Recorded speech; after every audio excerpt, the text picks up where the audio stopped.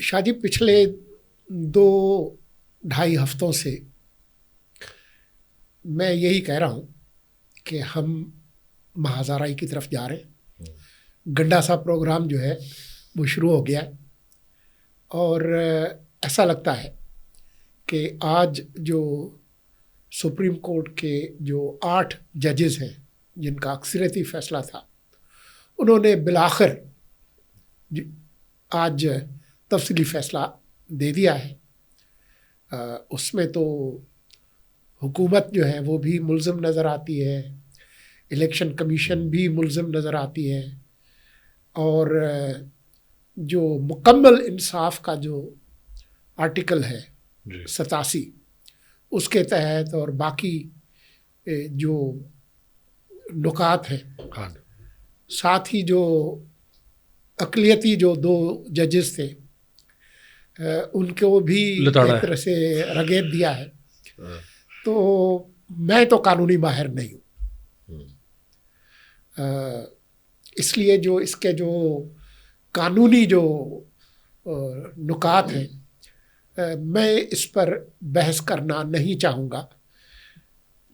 میرے نزدیک جو اہم بات ہے وہ یہ ہے کہ اب کیا ہوگا ایک سیاسی اس کی ریپرکشن تجزیہ کار کے طور پہ، کیونکہ اگر تفصیلی فیصلہ آنے کے بعد بھی اس پر عمل نہیں ہوتا تو اس کا مطلب یہ ہے کہ پہلا جو ایکشن ہے وہ الیکشن کمیشن کے خلاف ہوگا، اور پھر کیونکہ جو فیصلہ ہے اس پر عمل درآمد اگر نہیں ہوتا تو پھر اسپیکر کے خلاف بھی کورٹ فیصلہ کر سکتی ہے، حکومت کے خلاف بھی، وزیر اعظم کے خلاف بھی، جو بھی اس میں کریں.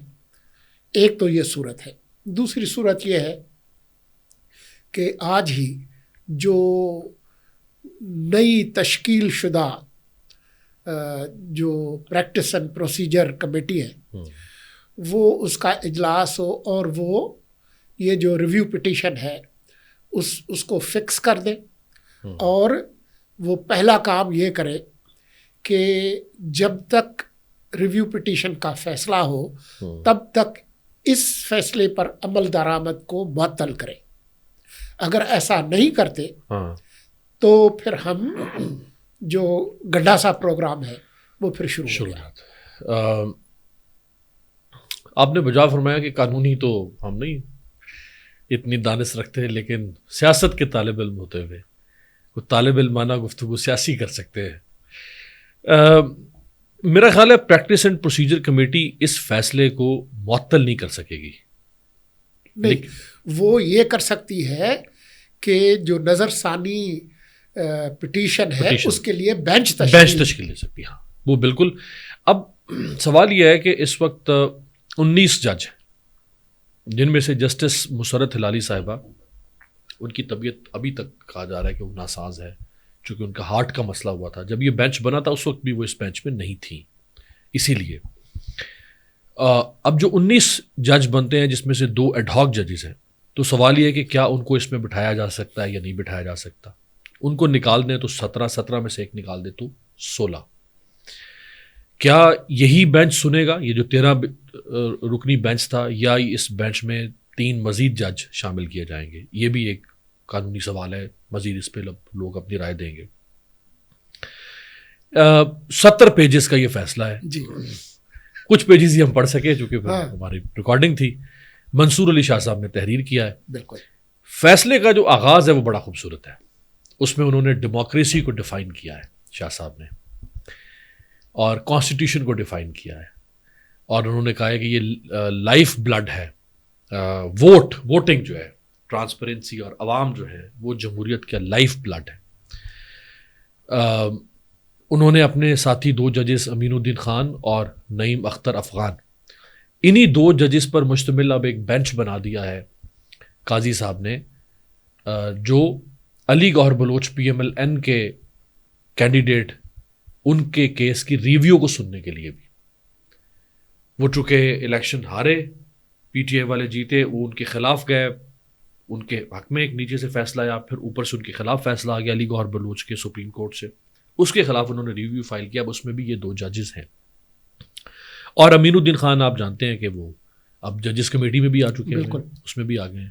اس میں منیب کی جگہ پہ, ہاں جی. اور اس میں پہلے قاضی صاحب اقلیت میں تھے ججز کمیٹی میں, اب قاضی صاحب اکثریت میں جا چکے ہیں, چونکہ امین الدین خان صاحب جو ہیں وہ قاضی ان میکنگ بھی ہیں, یعنی وہ قاضی صاحب کے ساتھ دامے درمے سخنے چل رہے ہیں. تو اب یہ اختیار تو قاضی صاحب اور امین الدین صاحب کے پاس ہے کہ وہ جیسے آپ فرما رہے ہیں کہ وہ لگا دیں ریویو. اب یہاں پہ یہ سوال ہے کہ اگر ریویو پٹیشن آ چکی ہے تو کیا اس پر عمل درآمد ہوگا, یا عمل درآمد اب اس وقت تک بذات خود رکا رہے گا جب تک ریویو پٹیشن کا فیصلہ نہیں آتا. کیونکہ اگر اس پر عمل درآمد ہو جائے اور بعد میں ریویو میں کچھ اور فیصلہ آ جائے تو پھر آپ کو اس فیصلے کو انڈو کرنا پڑے گا. انڈو کرنے کا مطلب ہے ٹھیک ٹھاک کھاڑ پہ چھاڑ ہو جائے گی, چونکہ نمبر گیم ساری تبدیل ہو جائے گی. درست. تو اب یہ ایک بڑا دلچسپ قانونی سوال ہے. اس پہ جو قانونی ماہرین ہیں وہ بہرحال ٹی وی شوز میں اب لوگ اس پہ کریں گے بحث. سیاسی طور پہ اس فیصلے کے بڑی ریپرکشنز ہیں. ایک تو اس میں منصور علی شاہ صاحب نے لکھا کہ ہم انصاف دینے کے لیے کسی بھی تکنیکی مسئلے میں الجھ نہیں سکتے. یعنی چونکہ سپریم کورٹ آف جسٹس ہے تو اس نے انصاف کرنا ہے چاہے اس کو کسی بھی حد تک جانا پڑے. اور انصاف جج اپنی دانست کے مطابق ہی کر رہا ہوتا ہے, وہ کسی بھی عدالت کا جج ہو جو اس کی دانست میں آتا ہے وہ فیصلہ کرتا ہے, پر اس کے اوپر اپیل ہی ہو سکتی ہے نا.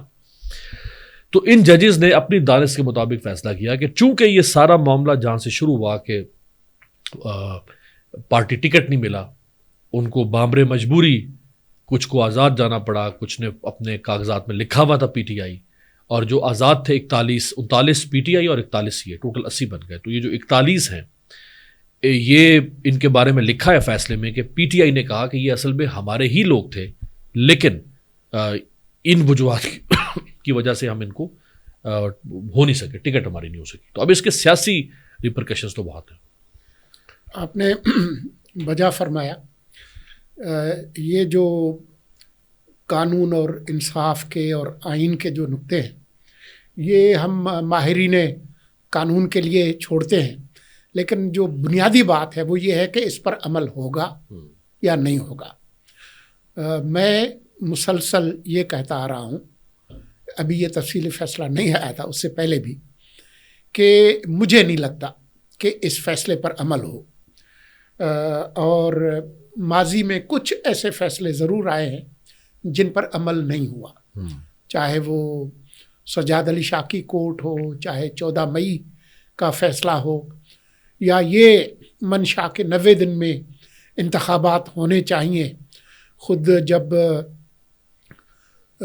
اگست میں اسمبلی تحلیل ہوئی تھی تو اگر 90 دن کی حوالے سے ہونے ہوتے تو پھر نومبر میں ہوتے, لیکن وہ پھر 8 فروری پہ چلے گئے. اس کے لیے اور بہت ساری قانونی موشگافیاں تھیں کہ جی وہ کیونکہ مردم شماری جو ہے وہ ان پروگریس تھی تو آرٹیکل 51 کے تحت جو ہے وہ مکمل کرنا ضروری تھی. یہ تو ایک لمبی وکلا کی جو ہے وہ بات ہے, لیکن جو بنیادی بات ہے وہ یہ ہے کہ میرا نہیں خیال ہے کہ اس پر عمل ہوگا.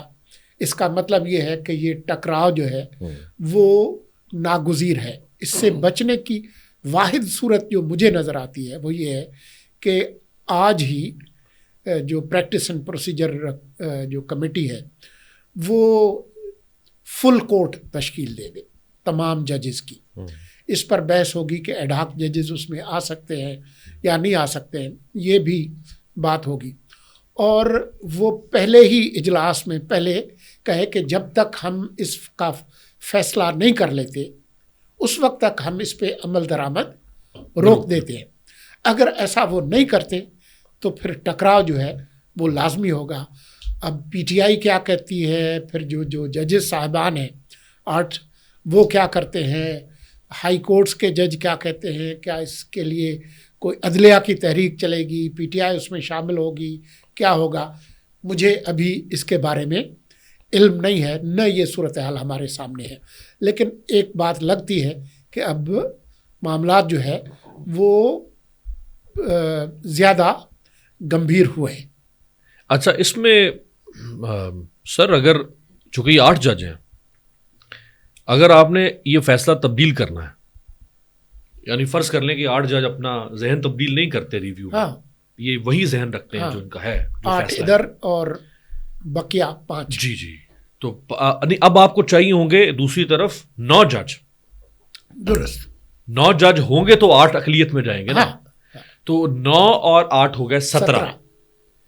تو 17 جج تو ابھی بیٹھ نہیں سکتے، کیونکہ جسٹس مسرت ہلالی میرا خیال ہے if I am not wrong وہ شاید ابھی ایکٹیو نہیں ہے اپنی ناسازی تباہ کی وجہ سے. ہو سکتا ہے ایکٹیو ہو بھی جائے ایکٹیو ہو بھی جائے، ہو سکتا ہے. اور صرف طریقہ کار واحد اب یہی ہے. ہاں اگر ایڈ ہاک ججوں کو شامل کر لیا جائے پھر کام آسان ہو سکتا ہے. اچھا اب وہ جو آپ نے کہا نا ٹکراؤ، اسی لیے تو یہ جو آئینی ترمیمی پیکج کا ایک شوشہ آیا، اس میں وفاقی آئینی عدالت بنائی جا رہی تھی. اس کا مقصد ہی یہ تھا کہ سارے جو آئینی سوالات ہیں ان کو وہ آپ ادھر لے آئے اور ادھر ہوں گے ہم تم ہوں گے جنگل ہوگا قاضی فائز عیسیٰ صاحب، اور ان کے نیچے چونکہ پہلا جج لگانا ہے، جو ڈرافٹ ابھی تک آیا تھا پرائم منسٹر نے ڈرافٹ میں ایسا تھا، ایک میں یہ تھا ود پریزیڈنٹ کنسلٹیشن.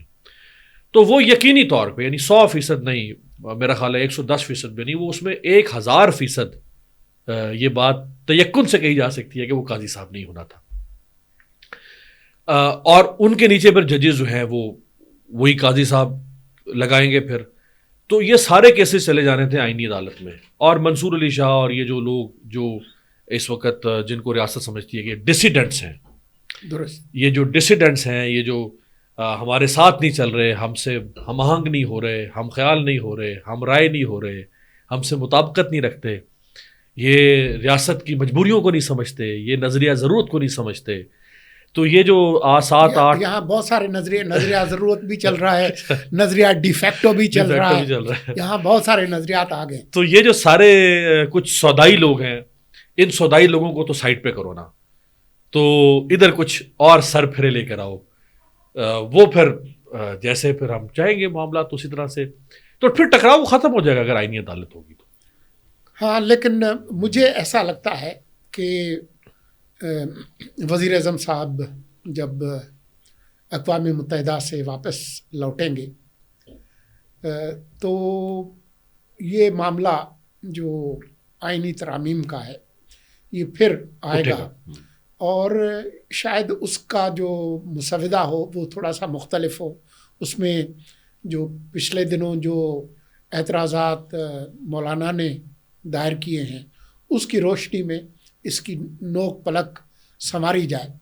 میری جو سمجھ بوجھ ہے وہ یہ ہے کہ جو بنیادی جو معاملات ہیں جس میں وفاقی آئینی عدالت کا قیام بھی شامل ہے، مولانا اس کو مان جائیں گے. وہ قاضی صاحب کو مانیں گے نہیں مانیں گے میں اس کے بارے میں کہہ نہیں سکتا، قاضی صاحب کی بجائے کوئی اور بھی ہو جائے تو شاید وہ مان جائے.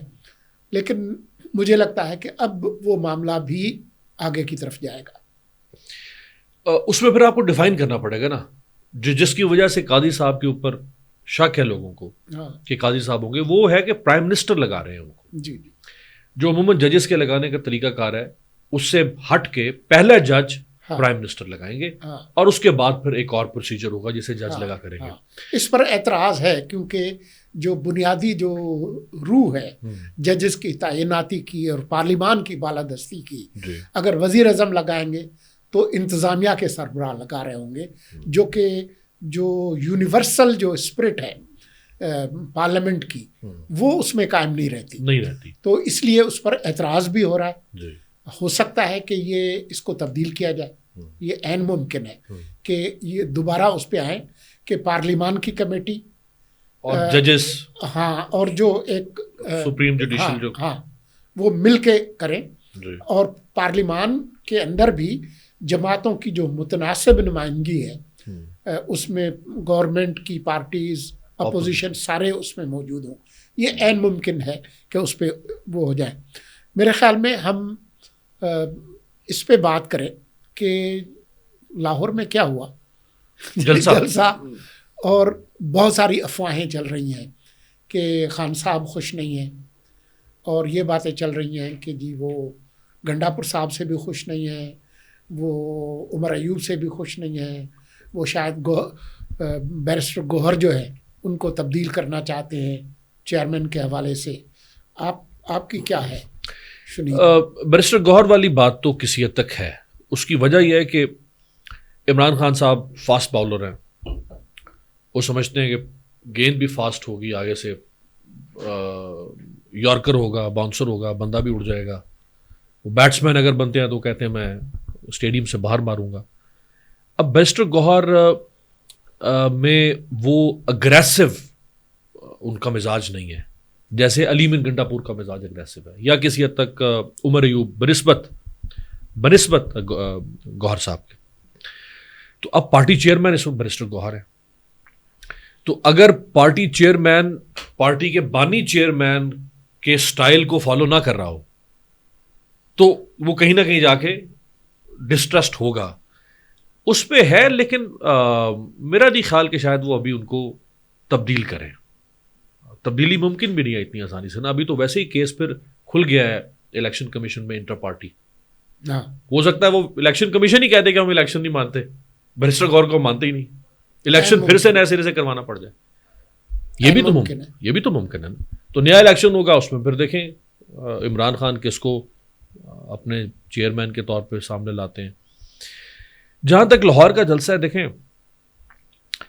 جلسہ شاید جو پی ٹی آئی نے خود اپنا ایک سٹینڈرڈ سیٹ کیا ہوا تھا، ڈو اینڈ ڈائی، جو بڑا جلسہ جس طرح پی ٹی آئی نے کیے ہیں عمران خان نے. انہوں نے کہا کہ اسلام آباد سے کئی جی بڑا ہونا چاہیے، اور یہ گنڈاپور نے اپنی پوری طاقت جو ہے اس میں لگانی ہے. تو شاید وہ اتنا بڑا جلسہ نہیں تھا. لیکن جو مائیکل کوگل مین نے بھی ایک ٹویٹ کیا ہے، میں سمجھتا ہوں کہ اس وقت پی ٹی آئی کے لیے نمبر گیم شاید میٹر نہیں کرتی ہے. نمبر گیم میٹر تب کرتی ہے جب آپ نے یہ ثابت کرنا ہو کہ جی میرے ساتھ 5 لاکھ 10 لاکھ 20 لاکھ لوگ ہیں، تو میں I am the Superman of Pakistani politics. وہ عمران خان بارہا ثابت کر چکے ہیں کہ وہ پاپولر لیڈر ہیں، ان کی پارٹی بڑی پارٹی ہے، لوگوں کی ان کے ساتھ سپورٹ ہے. کوئی کہے گا 19، کوئی کہے گا 20. وہ 8 فروری کو بھی انہوں نے ثابت کر دیا ہے، ایک صوبے میں ان کی حکومت ہے. اس لیے ان کو لوگ نہیں چاہیے کہ انہوں نے اپنے مسلس شو کرنے ہیں. تو ان کو جلسے صرف اس لیے کرنے ہیں کہ وہ اپنے سروائیول فار دی فٹسٹ، اپنی بقا کو زندہ رکھنا چاہتے ہیں، اپنی نیوسنس ویلیو کو برقرار رکھنا چاہتے ہیں، وہ حکومت کے سینے پر مونگ ڈلنا چاہتے ہیں، وہ اپوزیشن کی جو ریزسٹنس ہے اپنی وہ اس کو برقرار رکھنا چاہتے ہیں. اس کے لیے 10,000 بندے آ جائیں یا 50,000 بھی آ جائیں، سو واٹ. اگر ہم فرض کر لیں کہ اس جلسے میں 5 لاکھ لوگ آ گئے تھے، 10 لاکھ آ گئے، سو واٹ. کیا کرنا تھا؟ آتے زیادہ شور شرابہ ہو جاتا، زیادہ بڑی زبردست ویژولز بن جاتے، واپس ہی جانا تھا نا. ادھر تو نہیں آنا تھا، چڑھائی تو نہیں کرنی تھی اسلام آباد یا لاہور پہ. اسلام آباد پہ چڑھائی کرنی ہوتی تو سنگجانی والے جلسے کو ادھر موڑ دیتے، چڑھائی کر دیتے. سو میرا خیال ہے کہ وہ نمبر گیم میٹر نہیں کرتی. اور پھر جن حالات میں جلسہ ہوا، آپ یہ دیکھیں نا کہ سر ہر جلسے سے پہلے حکومت مزاحمت کر رہی ہے. 10 گھنٹے پہلے جو الجزیرہ نے رپورٹ کیا ہے کہ 10 گھنٹے پہلے تو جلسے کے معاملہ چلیں، آپ 15 گھنٹے کر لیں کہ 15 گھنٹے پہلے تو جلسے کی اجازت مل رہی ہے آپ کو. لوگ ابھی بھی شش و پنج میں ہیں. پھر آپ نے کنٹینرز پھر پکڑ تک کر دیں گے. کوئی بھی، میں کہتا ہوں آج اگر نیلسن منڈیلا آ جائے، ونسٹن چرچل آ جائے، ابراہم لنکن آ جائے، اس کے نیچے اگر تنظیم نہیں ہوگی نا، تو تنظیم کے بغیر تو ڈیموکریسی کے اندر تو یا تو موب ہے نا، جو انقلاب ہے موب ہے، خود بخود نکل پڑے اندھا دھند تو ایک اور بات ہے. جلسوں کے لیے آپ کو تنظیم چاہیے ہوتی ہے. تنظیم نہیں ہوگی تو لوگ کیسے باہر نکلیں گے؟ تو جب آپ نے تنظیم بھی توڑی ہوئی ہے، پکڑ دھکڑ بھی لاہور میں تو پورا کرفیو کا ماحول بنا دیا تھا مریم نواز نے، اس کے باوجود جلسہ کر گزرنا، میرا خیال ہے یہی وہ حاصل بھی کرنا چاہتے تھے، یہی ان کی کامیابی تھی. اس وقت معاملات جس حد تک پہنچ چکے ہیں، جو محاذ آرائی کی سطح ہے، اس میں اگر پی ٹی آئی لاکھوں لوگ باہر نہیں نکال لیتی اور ریاستی نظام کو مفلوج نہیں کر دیتی، تو وہ جو وقت کا دھارا ہے اس کو تبدیل نہیں کر سکتی. یا تو ملک کے اندر ایسے معاشی حالات ہوں جس میں لوگ تنگ ہوں، جیسے سری لنکا میں ہوا، جیسے بنگلہ دیش میں ایک عوامی مزاحمت ہوئی جس کے نتیجے میں شیخ حسینہ کو نکلنا پڑا۔ اگر ہر آنے والے جلسے میں آپ کی جو طاقت ہے وہ کم ہوتی جائے گی تو وہ جو لا آف ڈیمینشنگ ریٹرنس جو ہے تو اس میں پھر آپ کو پھر کوئی اور حکمت عملی کرنی پڑے گی، امپریشن خراب ہوگا آپ کا۔ دیکھیں یہ جو ریاست کے ساتھ جو ٹکراؤ ہے اس حالت میں اور جماعتیں بھی گئی ہیں، ماضی میں پیپلز پارٹی بھی گئی ہے، مسلم لیگ نون بھی گئی ہے، لیکن انہوں نے وہ راستہ نہیں اپنایا کہ جی ہم ریاستی نظام کو مفلوج کر دیں گے یا کوئی طاقت کا استعمال کریں گے۔ انہوں نے بچ بچاؤ کر کے، کچھ صبر کر کے، کچھ اپنی مونچھ نیچے کر کے، وقت ڈنگ ٹپا کے گزرے ہیں اور اس طریقے سے انہوں نے سروائیو کیا۔ یا تو آپ اس حکمت عملی کی طرف جائیں، خان صاحب اس طرف نہیں جا رہے، وہ کہہ رہے ہیں کہ نہیں ہم جو ہے وہ اپنی پوری طاقت کے ساتھ کریں گے۔ تو یہ تو پھر آنے والے جو دن ہیں اس میں ہم دیکھیں گے کہ کس طریقے سے یہ ہوتا ہے، لیکن جو آج کی جو صورتحال ہے، سپریم کورٹ کا تفصیلی فیصلہ آنا، اس سے پہلے اسپیکر اور دوسرے اسپیکرز نے خطوط اپنے طور پر جو کہا کہ نہیں جی اس پر عمل نہیں ہوگا کیونکہ ہم نے قانون تبدیل کیا ہے، تو ہم گھوم پھر کے پھر اسی گنڈاسا چوک پر پہنچ گئے ہیں، اور اب جو فیصلہ ہے وہ یا تو کوئی ایک فریق پیچھے ہٹے، کیونکہ ایک ہی پٹری پر تیز رفتاری سے دو ٹرین آ رہی ہیں ایک ہی پٹری پہ، تو یا تو ٹکراؤ ہوگا یا ایک رک جائے اور پٹری تبدیل کرے، اس کے علاوہ جو ہے وہ کوئی راستہ نہیں۔ اور ڈی جی آئی صاحب بھی آپ کے نئے آ چکے ہیں۔ ہاں، یہ ابھی جب ہم گفتگو کرنے کے لیے بیٹھے ہی تھے تو جنرل عاصم ملک، میں دیکھ رہا تھا کہ پچھلے ہفتے ہمارے ایک دوست ہیں مزمل سہروردی، جی انہوں نے اپنے ایک ویلاگ میں سوالیہ نشان کے ساتھ انہوں نے جنرل عاصم ملک کا نام لیا تھا کہ شاید وہ ہوں۔ اچھا، تو آج جو یہ آئی ہے بات، وہ ایڈجوٹنٹ جنرل تھے پنڈی میں اور اب وہ ہو گئے ہیں، تو اس کا مطلب ہے کہ ندیم انجم صاحب جو ہے وہ 29 تاریخ کو ان کا آخری دن ہوگا اور 30 ستمبر کو جنرل عاصم ملک جو ہے وہ D G I S I کی کمان جو ہے وہ سنبھالیں گے، وہ سرونگ جنرل ہے۔ تو اب دیکھتے ہیں کہ پنڈی میں بھی عاصم ہیں اور اپارا میں بھی عاصم ہیں، تو دیکھتے ہیں کہ یہ معاملات کس طرف جاتے ہیں۔ میرے خیال میں ہم آج اپنی گفتگو اسی نوٹ پہ ختم کریں کہ ہم دوبارہ گنڈاسا چوک پر آ گئے۔